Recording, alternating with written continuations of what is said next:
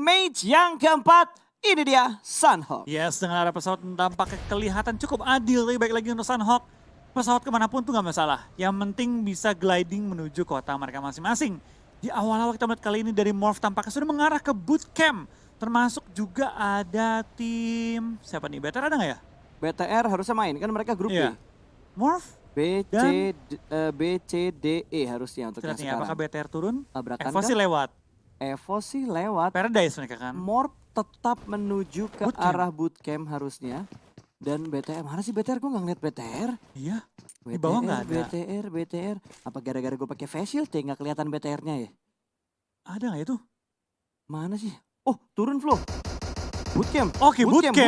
Bootcamp. Bakal ada perang kali ini. Ternyata Morph sudah kehilangan satu pemain mereka. Sudah berhasil diamankan oleh Red Aliens. Namun Liquid sudah terlebih dahulu dipulangkan ke arah lobby. Berarti trading terjadi kali ini. Luxi darahnya cukup low. Summer bakal menggunting dari arah bawah. Tapi Luxi keluar dari arah tengah bootcampnya. Sudah mulai membuka pintunya. Kali ini Zabrol bakal ngintip kanan dan kiri. Tapi ternyata tertipu, terkecoh oleh seorang Luxi. Nice trik dari seorang Luxi. Hanya Summer yang tersisa dari Morph. Ya kita bakal apakah Summer bisa membagikan keadaan 3 lawan 1 kali ini spray down dan tampaknya Selesai. bootcamp pertama dimenangkan oleh tim BTR dengan kondisi 4-1 hitungannya. Betul. Wow, 1-0 untuk di PMPL Indonesia season yang ketiga. Yes, kita pantau terus ya untuk bootcamp kali ini. Harus, wajib kudu kita pantau. Tapi ternyata pertempuran terjadi tidak hanya di arah bootcamp. Kita sedang melihat alter ego dan hijau-hijau itu Takae kah? Itu Takae. Ini Iya, berarti Takae. di daerah Camp Charlie. Di mana Takae melok pergerakannya tim alter ego. Wow, sudah mulai berdekatan, sudah mulai chaos lagi. Tapi sepertinya Takae lebih memilih keputusan yang bijak untuk menghindari pertempuran di awal-awal. Mungkin karena mereka kalah looting dan ini dia. Momen yang kita tunggu-tunggu juga di sisi lain masih di sekitaran bootcamp. Ada di arah Painan, 69 dan juga DU. Betul, kita bakal kayaknya kedua tim juga saling ngelok dan cukup berdekatan. Kembali Battle of Pochinki pindah ke Battle of Painan. Yoi. Battle of Pochinki, Battle of Painan. Oke. Sama-sama BOP. Sama-sama BOP. Depannya, iya bener juga ya. Pochinki, Painan sama-sama BOP. Dari Uni yang sudah mendapatkan M4. Legit banget ini. Berarti circle-nya itu normal seperti kita bermain di klasik. Ya, tidak beda dan tampaknya juga bakal menggunakan tempo yang agak lambat ya untuk di Sunhawk. Betul. Gue berharap banget ya pas ya, pada kali ini Sunhawk diubah gitu. Karena kan Sunhawk terkenal dengan map paling barbar, map paling berdarah, map paling rusuh. Tapi dengan tempo yang kalah cepat ya. Lu dengan gak baca Dragon Drama. notes-nya. Apa tuh? Map yang paling barbar, map yang paling rusuh. Saat zona kecil, nah ada notes-nya itu. Kecil Ada notes-nya. dengan font cuma 3 gitu ya. Betul, itu gak kebaca. Makanya lo harus fokus begitu ngebaca informasi yang lo bilang tadi.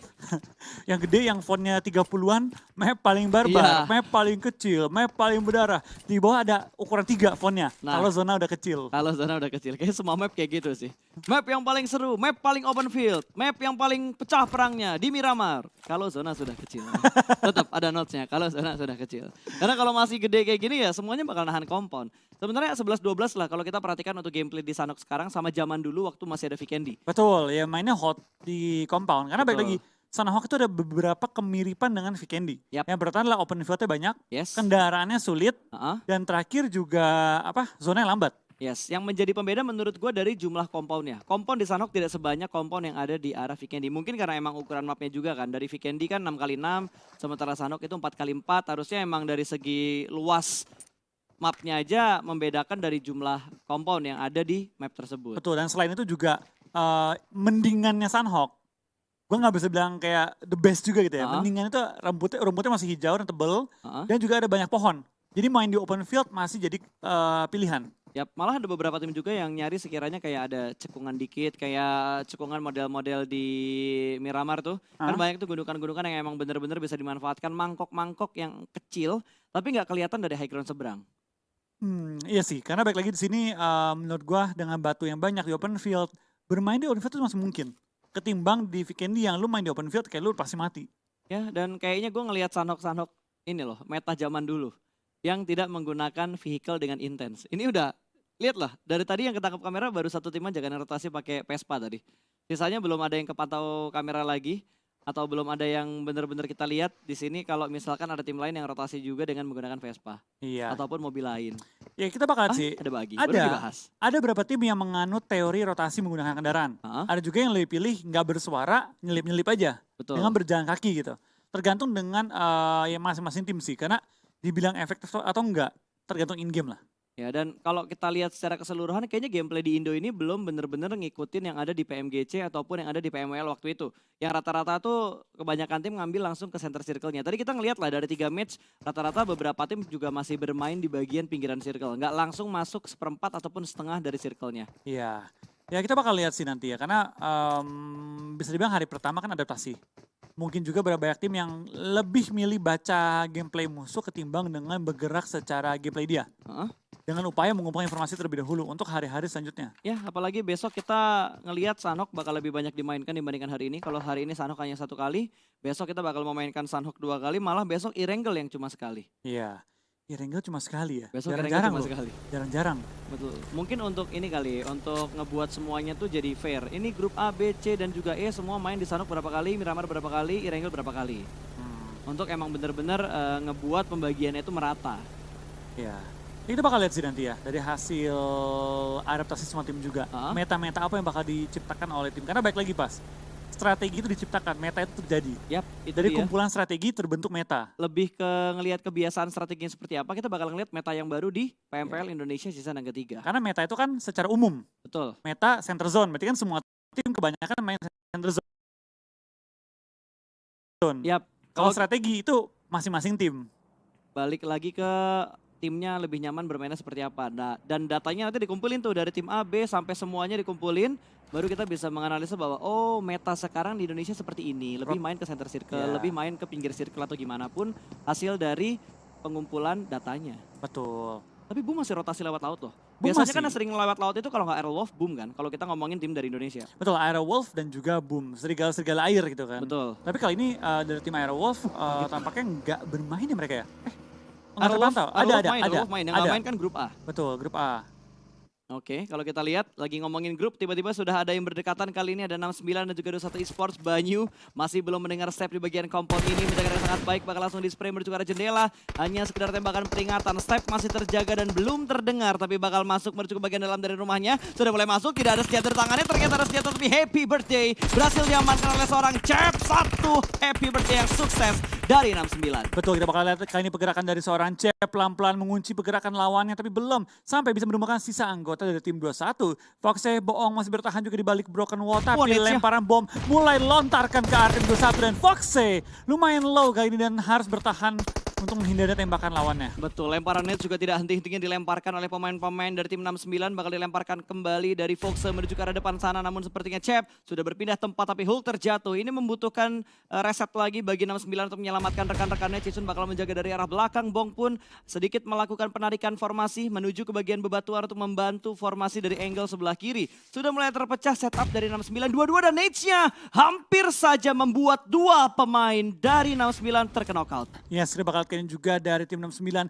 dengan nyaman cukup sekarat ya, perlu melakukan healing secepat-cepatnya kalau mereka pengen engage fight untuk kedua kali dengan tim 1. Tapi Cisun, lihat pergerakan Cisun mulai nge-flank, di counter flank juga oleh seorang Hulk kali ini, tidak dibiarkan maju bebas Cisun kali ini. Oke, Cisun udah mulai touchdown kali ini berada di arah broken wall-nya. Sementara Cep bakal bermain di broken wall juga. Menuju ke arah sebelah jalan, tapi sepertinya Cisun pergerakannya udah ketahuan sama Hulk. Siap untuk menyambut kedatangan dari seorang Cisun. Dan Cisun masih belum berani dan dia lebih milih untuk mundur kembali menuju ke arah batu. Yes, sudah bakal lihat kain juga Cisun. Masih bertahan, tapi tampaknya kita bakal ada tim Genesis Dogma mulai bermunculan. Menumbangkan seorang Cisun di mana Avatar takedown tapi belum sampai ke end. Betul, bahkan GD bener-bener gangguin 2 tim ini. GD juga berhasil mendapatkan salah satu pemain dari tim 69 sama-sama dirugikan. Kali ini Bong bakal melihat pergerakan dari seorang Cep yang masuk ke bagian dalam dari rumahnya. Bakal dikejar, pintu bakal dibuka, terdengar sudah dan happy birthday. Sedikit melakukan jiggle namun ternyata Bong yang kalah. Cep masih bisa memenangkan fake di bagian dalam dari rumah tersebut. Cep masih bisa turun ke bawah, ternyata masih buying time memprediksi pergerakannya seperti apa. Tapi lagi-lagi GD benar-benar mengganggu pertarungan ini. Betul, kita bakal dari seorang Hulk tampaknya pengen coba untuk take down seorang Foxe. Tapi belum menemukan targetnya karena kalau dia masuk take down Foxe dapat 2 kill sekaligus. Dari Hulk, spray down dapatkan seorang Bong dan tampaknya Foxe juga ikut tumbang. Dan di sini dari tim 69 berhasil mempulangkan tim 21 Esports. Betul, 21 sudah dipulangkan tapi PR dari 69 belum selesai karena mereka kedatangan tamu baru lagi. Ada Gits yang tiba-tiba datang memperebutkan compound tersebut juga. Avatar sepertinya bakal bleeding out, killnya bakal menuju ke arah Nichil dan Nichil yang kenok harusnya masih bisa di-revive oleh pemain-pemain dari GD yang lainnya. Yes, entah apa kita bakal lihat kali ini juga dari tim GD masih bertahan di dalam compound mereka tidak mau sampai berperang. Hulk last man standing dari tim 69 Esports bertahan di balik batu yang sudah ketahuan juga oleh tim GD.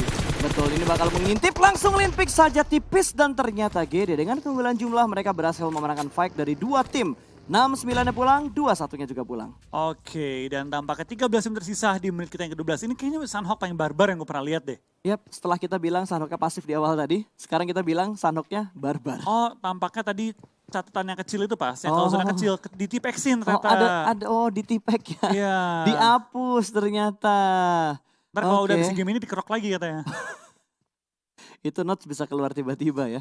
Bisa muncul dan hilang tiba-tiba berarti. Suka-suka zona katanya. Suka-suka zonanya aja lah ke arah mana. Karena sekarang kita ada di zona yang kedua. Blue Zone kedua pun juga sudah mulai bergerak. Dari arah Ruins, kalau kita perhatikan tadi posisi dari Aura juga belum terlalu jauh dari Ruins. Dan kali ini Geekfam pun sudah mulai bergerak kembali. Cukup dekat dengan tim Aura untuk posisi dari Geekfam. Yes, dan kita bakal kayak ini juga dari tim Geekfam mulai berdekatan dengan lawannya. Kita bakal pindah ke Eagle 365 yang mulai terpantau kali ini ya di daerah dekatnya SG, berarti dekat dengan Hatin. Oke, cukup dekat untuk posisi dari beberapa tim karena sudah mulai ngepres juga untuk zona yang kedua. Blue Zone pun bergerak, ada Aerolwolf yang bergerak lambat, mereka masih menahan beberapa DPS dari Blue Zone yang kedua. Kalau Aerolwolf udah masuk dalam zona, paling cepat mereka fight sama tim DU. Karena DU yang bakal menyambut kedatangan dari Aerolwolf terlebih dahulu dibandingkan tim-tim lain. Iya, dan kita bakal perhatikan saran juga dari tim Boom sudah menguasai satu high ground yang cukup penting untuk melihat ke bagian-bagian depannya mereka. Tapi dari beberapa tim juga ada tim-tim yang masih nge-hold di bagian kanan dari Pulau Bravo. Ada BTR, ada juga tim Onyx yang lagi nyebrang pelan-pelan. Ada Ada Gigi juga Gits. tim ya Genshin Jokma Gits. Dan EVOS pinter banget, mereka langsung nyebrang ke Pulau Alfanya. Mengantisipasi kalau zonanya bouncing ke sana dan ini benar-benar bagus prediksi dari EVOS. Bigetron dirugikan di sini karena EVOS bakal motong rotasinya BTR, ada Onyx juga yang bisa motong rotasinya BTR dan kalau BTR ngeflank ke arah kiri bakal ketemuan sama Gits ataupun ketemuan sama tim Takai. Yes. Posisi BTR benar-benar terjebak banget kalau mereka pengen masuk ke dalam zona. Ini PR banget untuk tim BTR sih, karena kali ini mereka dihadapi dengan tim Onyx dan juga tim EVOS yang menahan pesisir pantai. Betul. Bener, BTR bisa survive untuk satu zona, berenang. Ya. Tapi kalau sampai kepental lagi ke bagian pulaunya, itu bakal jadi PR cukup berat bagi tim BTR.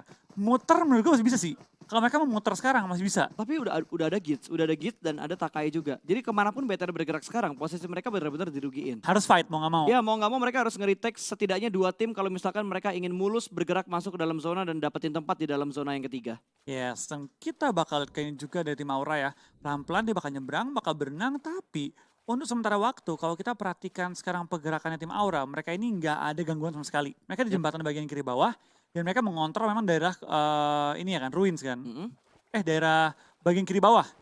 Itu mereka maju pelan-pelan dan sekarang tanpa ada pergangguan, ini saatnya mereka nyebrang. Tapi jangan sampai nyebrang lewat jembatan ya, bakal terlihat dan terpantau oleh semua tim sekitar area tersebut. Betul, dan ngomongin BTR, sekarang BTR sedang melakukan peperangan dengan tim Onyx di mana satu pemain dari Onyx tadi berhasil di knockout namun masih bisa di revive oleh Red Aliens. Kali ini mereka sudah mulai bergerak menuju ke bagian bibir pantainya atau bibir tebingnya supaya mereka bisa memantau dan memutuskan apakah mereka bisa bergerak dengan jalur air ini atau mereka harus muter jauh ke arah sebelah kiri. Yes, dan kita perhatikan BTR tampaknya masih mencari informasi dulu. Mereka punya satu bagi kalau mereka pengen muter jauh.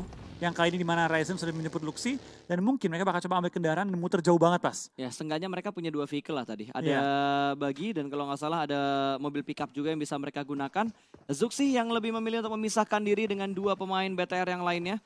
Kalau mereka mau muter, menurut lo mereka bakal ambil jalur kiri lewat sekitar Painan atau mereka lebih milih jalur kanan ngelewatin sekitarnya Hatin? Betul, tapi menurut gua kalaupun mereka mau lewat sekarang ya, mereka harus nunggu zona nutup. Jadi Oke. mereka TB-in zona full boost menggunakan healing-healingan dengan kendaraan. Yap, itu lebih bijak sih. Maksudnya kayak lebih safe untuk ngebiarin semua tim itu ada di play zone duluan. Betul, baru mereka nyusup dan pelan-pelan masuk ke tempat yang kosong. Tapi tampaknya bakal diserang Steve langsung menggunakan kalinemnya untuk coba nge-zoom in yang bagai Martin yang dalam posisi knock. Tapi kita penasaran juga dari tim Dewa tampaknya termakan oleh Blue Zone yang kalau diingat Sunhawk, Blue Zone tuh gak terlalu sakit. Betul. Geli ketimbang map-map lain, tapi kalau kelamaan di TB-in dengan jumlah healing yang bukan level dokter gitu ya perih juga sih. Bukan levelnya Badru berarti ya. Bukan level Badru healingnya. Harus level Badru kalau misalkan pengen nahan di arah Blue Zone ya. Betul, karena Blue Zone adalah teman untuk dokter Badru. Bagi Badru dan Requiem. Iya. Di luar pemain itu, Blue Zone adalah musuh. Oke, dari Hans yang sudah mulai melihat pergerakan dari 2 pemain Geekfam kali ini. Apakah Hans akan langsung membuka tembakannya? Oh, dia pengen nge-prone supaya recoilnya lebih terkontrol. Kali ini bakal langsung tembak menuju ke arah Morph. Spray down begitu aja dan connect. Dapat satu pemain dari Geekfam. Yes, satu down, tinggal Kato yang berada tepat di belakangnya seorang Mort. Mort harusnya nggak bisa di-end, tapi dengan damage yang diterima harusnya dia bakal bleeding out. Dinosaur pun Tapi Steve, lumayan low, tapi Steve nampaknya bakal maju ke depan, bakal Ryzen. clearing seorang dinosaurus kali ini yang sudah mulai terpantau. Hans menjaga dari jarak jauhnya. betul, Hans bakal nge-backup dari jauh, tapi ternyata kedatangan dari pemain-pemain DU sudah dinantikan oleh Geekfam. Namun tidak ada fight yang begitu panjang karena dua pemain yang ada di bagian ruin sudah kembali tersungkur ke arah tanah. Hanya menyisakan Katau yang sudah berada di bawah jembatan dan menyelamatkan placement untuk tim Geekfam. Yes, dan kita bakal ada tim DU tampaknya Hans dan juga Steve bakal coba untuk menyelamatkan Ryzen dan juga Uni yang dalam posisi tersungkur sementara waktu ini. Harusnya masih bisa sih. Harusnya masih bisa ya. Karena ini kita ngomongin Sunhawk. Kita ngomongin Sunhawk harusnya masih bisa ditahan. Seenggaknya bandage dulu lah. Bandage 2-3 kali baru kita nge-boosting dan pakai add kitnya. Betul. Oke, dan Uni pun terkena oleh Blue Zone kayaknya semakin menyakitkan untuk Blue Zone ya. Nggak ada momentum untuk mereka melakukan bandage. Mungkin kalau mereka bisa bertahan, oke lah. Kalau mereka nggak bisa bertahan, oke juga lah ya. Karena gue yakin dari semua tim dan juga player mereka sudah melakukan yang terbaik. Sisanya tergantung zona ke arah mana. Ya, dan kalau kita perhatikan juga Altrigo tampaknya sudah mulai masuk kembali ke area play zone dengan kondisi Requiem punya 18 first aid kit. Wow, Tapi dia nggak healing dari awal, dia healing nanti di akhir. betul. Tapi Steve udah ngelihat pergerakan dari Alter Ego. Oh, Sepertinya oh, Martin sudah mulai terpantau. Steve masih menggunakan bandage-nya. Dari arah belakang belum pertembakan dari seorang Steve. Kalau Requiem Dia ketangkep, bakal ini bergerak. rugi banget sih. Dia bakal bergerak dan Requiem melihat satu backline. Satu pemain yang ada di jalur belakang dari Alter Ego. Betul. Kontrol area yang bagus dari seorang Requiem. Dan gue sukanya dari seorang Requiem dan Alter Ego, mereka tetap ini waspada. Mereka tahu bahwa ada DU di belakang mereka tuh nggak sembarangan lewat semua. Satu Yap. orang tetap disuruh jaga belakang. Ini dia pergerakan yang mungkin lebih terlihat lebih aman kali ya buat Alter Ego. Karena biasanya kalau kita melihat Alter Ego mereka bakal bermain healing di awal. Dengan ngumpulin semua aid kit, semua boosting ke satu orang ditaruh. Tapi kali ini mereka bermain lebih rapat. Tidak selebar season sebelumnya. Tuh, tapi kita bakal kayaknya juga dari tim Boom tampaknya mulai kehilangan anggota mereka termasuk juga tim Aero yang tukar-tukaran Oh, wow. anggota. Anggota terakhir dari tim Boom bertahan Hijrah. Seorang diri menghadapi tim Aero Wolf kayaknya tampaknya Hijrah bakal pulang bersama dengan seluruh tim Boom Esports. Gila, ini dua serigala yang akhirnya bertemu di arah pegunungan. Dan ternyata kali ini Aerolov yang berhasil memenangkan fight-nya. Dan Boom harus dipulangkan di urutan ke-13, 4 kill untuk Aerolov. Walaupun akhirnya -1 karena Potatonya nggak selamat. Tinggal 3 player yang tersisa dari tim Aerolov. Kita bakal ganti juga tim Aero, tampaknya kedatangan juga satu lawan yang cukup tangguh. Ini BTR mulai deketan dengan mereka tapi menghindari fight karena ke pick off satu member mereka. Lux dalam posisi cukup bahaya karena berhadapan dengan dua anggota tim Aero sekaligus menggunakan pohon sebagai cover dan lagi mencari cara bagaimana dia bisa turun dari gunung dan menghindari fight langsung. Betul, Luxy bakal langsung turun ke arah bawah dengan barrelnya tadi bakal disimpan dulu, bakal disimpan terlebih dahulu di punggungnya. Ryzen mengamankan perbukitan yang lain supaya nggak ketemuan karena dari BTR mereka dirugikan dengan rotasi yang begitu sulit. Mereka tinggal berdua juga, mereka harus bermain lebih safe lagi kalau mereka ingin memperbaiki placement mereka saat ini. Placementnya BTR soalnya kan sekarang lagi di bawah kan. Karena kita nggak ngelihat BTR perform di 2 match. Karena tadi BTR sempat nggak main untuk 1 match. Di match yang kedua, di wrangle kedua mereka nggak bermain. So, dari TKS sudah dipulangkan. Kali ini kita melihat tinggal 11 tim dengan 35 orang yang masih bermain. Dan zona kembali condong ke arah pegunungan untuk di Pulau Alpha. Ya, ini biasanya zona-zonanya Aero. Biasanya, tapi Harusnya kali ini iya. dengan banyak tim yang sudah mulai ngerti main Sunhawk untuk pindah ke Pulau Alpha seperti apa, Aura pun cepat naik ke gunungnya. Dan sekarang dari tim-tim lain juga sudah menggunakan meta-meta healing sehingga harusnya pengikisan member yang mulai agak lambat ketimbang biasanya. Betul banget, dan Altrigo pun rotasi mereka terpotong. Iva juga sedang melakukan fight bersama dengan tim DU. DU pun nggak bisa bertahan lama, tapi ada satu pemain dari Geek yang menahan posisi dan menahan stepnya. Berhasil mendapatkan satu orang lagi dan kita bakal pindah lagi ke Aura yang saat ini masih terjebak di bawah tebing. Yes, dan Aura kita bakal kayaknya juga pelan-pelan sudah mulai nge-pressure. Coba meng-clearing ujung-ujung zona, memastikan tidak ada backstep mereka dari belakang. Aura mulai maju ke depan, kayaknya mereka juga ngumpulin healing deh, kata orang deh. Ini 3, tadi 0 ya. Iya. Tadi 0, ini 3. Kita masih belum melihat pergerakan yang lainnya, tapi malah dikasih suguhan. Ada GD dan juga SG dengan jarak yang cukup dekat. Kali ini ada Star yang berada di jarak cukup jauh, sementara Nichil, Booms dan juga Daibot ada dalam satu compound yang sama. Dan Luxy pun tertangkap oleh Aerolov. Renalre mendapatkan satu pemain dari BTR, berarti hanya menyisakan satu pemain terakhir untuk Red Alliance. Yes, kita bakal lihat dari tim GD juga sudah mengumpulkan 4 kill dan tinggal menjaga area mereka. sudah sangat stabil, tinggal bagaimana mereka bisa memaksimalkan placement point mereka. Sementara kita bakal lihat dari tim SG sudah mulai melempar-lempar juga asap, mulai melempar bom ke depan untuk coba membutakan vision dari tim GD. Dan sisi GD juga fight dengan tim Eagle 365. Jadi fight di semua sisi dari map kali ini dan tampaknya banyak banget player sudah mulai bertumbangan di zona kita yang kelima menuju ke-6. Betul, tapi Booms bakal penasaran, dia mudah mulai memasak granat yang bakal dilemparkan ke bagian dalam, memaksa satu pemain dari SG keluar dari rumahnya, tapi Blue Zone juga mulai menghimpit pemain-pemain dari tim GD. Dia sudah mulai masuk ke bagian dalam dari rumahnya, melihat pergerakan di arah sebelah kanan namun belum mendapatkan satupun player dan ternyata Red Aliens harus dipulangkan di posisi ke-8 oleh tim ke-9 ternyata oleh tim Aerowolf Limax bertemu dengan Renaore tadi. Yes, dan kita bakal lihat dari tim GD juga bakal coba untuk menahan dan meng-clear tim SG kali ini yang berada tepat depan mereka. Spray down dan what a nice kill. Kayaknya tim SG dipulangkan di posisi ke-7 dan GD punya 8 kill. Gila, ini GD bener-bener galak banget buat di Sunhawk yang mereka sudah mendapatkan 8 kill tanpa kehilangan satupun player mereka. EVOS pun kali ini rotasinya bakal terpotong bertemu dengan Aura yang ada di bagian high ground. Sudah mulai dipantau, dikeker dengan scope 3 dari seorang Jaden. Masih mencari-cari kesempatan untuk mendapatkan finishing point ke arah EVOS yang ada di arah lower ground. Posisi mereka saat ini juga harus